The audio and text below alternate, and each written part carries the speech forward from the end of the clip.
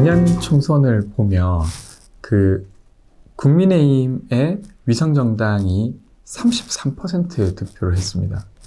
더불어민주당의 위성정당도 33% 득표를 했어요. 바꿔 말하면 이 두 당은 모두 합쳐서 66%의 지지를 얻었습니다. 근데 의석은 94% 정도를 가져가요. 그러니까 한 30% 가까이가 불로 의석 같은 거죠. 원래 자기한테 주어진 게 아닌 것 같은데 그것을 얻어서 정치를 했단 말이죠. 그러니까 되려 이제 국민들의 의사가 있었는데 그것이 의석에는 반영이 안 되는 구조였던 겁니다. 그래서 그걸 어떻게 이제 국민들의 의사가 있는 그대로 반영되게 할까를 고민하는 과정에서 비례대표 총수를 늘리자 혹은 아니면 그 비례대표를 연동형으로 하자 이런 논의가 나왔던 것이죠. 그래서 그 측면에서 일단은 이 논의를 계속해야 된다고 저는 생각하고요. 그렇게 막 거의 30% 가까이를 불로의석으로 주는 건 어떤 국민도 좋아할 일은 아니라고 생각해요. 그래서 그런 부분이 있고요. 근데 이제 지금 이제 다시 병립으로 갈 거냐, 연동형으로 머물 거냐 이제 논의가 있는데 요 논의 전에 저는 좀 이야기 드리고 싶은 건 제가 이제 22대 국회에 도전하는 입장에서 보면 정말로 너무하다 싶어요. 왜 그러냐면 지금도 룰이 안 정해져 있습니다. 그러니까 막 사람들 물어요. 너 비례로 할 거야? 지역구로 할 거야? 물어보는데 비례 룰이 없어요. 국민들 입장에서도 황당한 노릇입니다. 근데 이게 법적으로 어떻게 돼 있냐면 선거구 획정이 아직도 안 됐지만 선거구 획정은 선거일로부터 1년 전에 하게 돼 있습니다. 그러니까 올해 4월 10일 날 선거구가 다 획정됐어야 되는 거예요. 그러니까 지금은 지역구가 어떻게 될지도 알 수가 없고, 그리고 비례 같은 경우는 어떤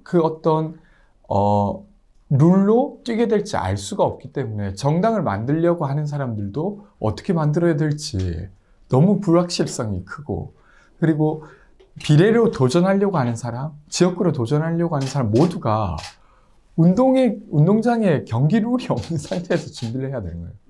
근데 반대로 이 경기 룰을 결정하는 사람들은 이 룰이 대충 어떻게 될지 알 수 있겠죠.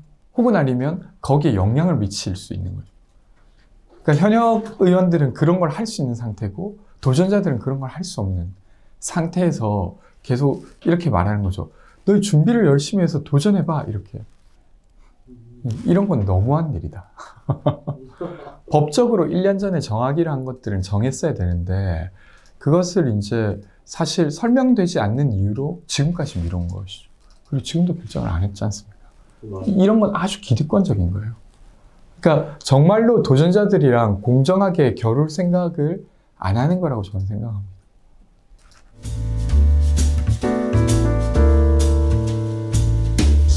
일단은 이번 것만 놓고 봤을 때는 저는 뭔가 이제 국민들께 약속드린 것을 지킬 수 있게 정당들이 움직여야 된다고 생각하고요. 그리고 그게 짧게 봤을 때는 개별 정당들에게 유불리가 있겠지만 길게 보면 정치 전체를 좋게 만들 뿐만 아니라 더 멋진 경쟁을 정당이 할 수 있게 만드는 거라고 생각하거든요. 그래서 제가 이렇게 말하면 저는 연동형 비례제를 유지해야 된다는 측에서 지금 이야기를 하는 거고요.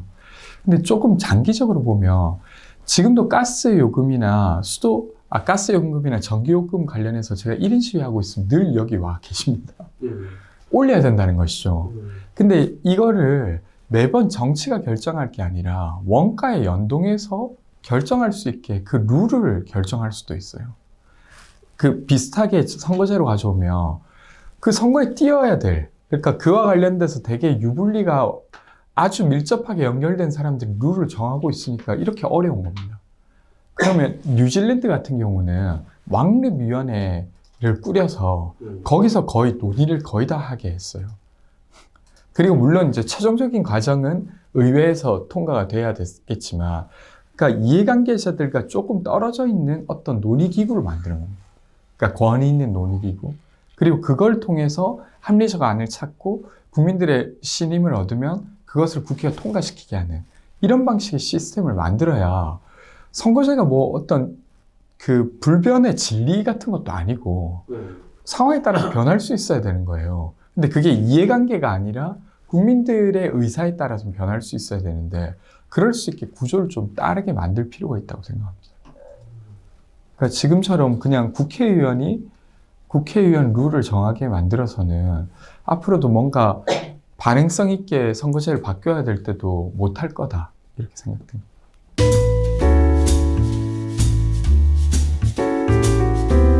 연동형 비례제가 진리가 아니듯이 병립도 진리가 아니고 그 말은 뭐냐면 이견이 당연히 있을 수 있다는 겁니다.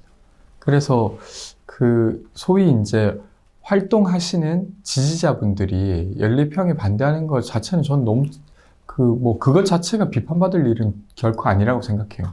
자신들의 의견을 내는 거니까요. 그리고 그분들이 말하시는 그래도 병립으로 가는 게 윤석열 정부를 견제하기 위해서 필요한 선택 아니겠냐. 우리가 약속했던 건 맞지만 지금 이 상황에서 필요하다고 하면 그 약속을 못 지키게 됐다고 국민들께 설명하는 게 맞지 않겠냐. 이렇게 주장하시는 거 자체는 나쁜 일은 아니라고 생각하고요. 근데 이제 저는 약속을 지키는 것이 되려 선거를 승리하는 데도 도움 될 거라고 생각하니까 이 의견을 드리는 거고요. 하여튼 그렇습니다.